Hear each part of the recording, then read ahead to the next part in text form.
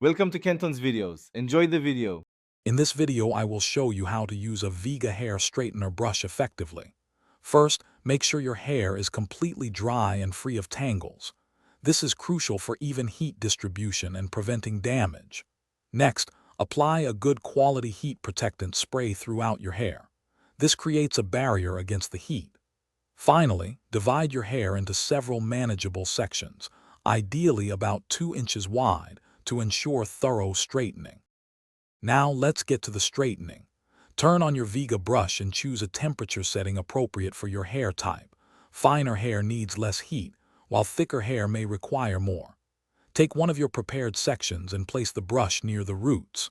Slowly glide the brush downwards towards the ends, ensuring all strands pass through the bristles. For a perfectly straight finish, repeat this motion 2 to 3 times per section. For the best results, remember that a slow and steady hand is key. Moving the brush too quickly won't allow the heat enough time to straighten your hair effectively. Experiment with your technique. Brushing from underneath can add a lovely volume, while brushing over the top creates a super sleek appearance.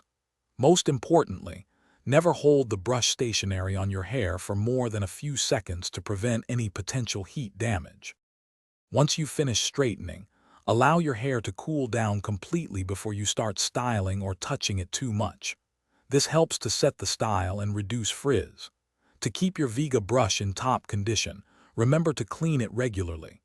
Simply remove any trapped hair from the bristles and wipe the surface with a damp cloth. Store your brush in a safe, dry place, away from any moisture, to ensure its longevity.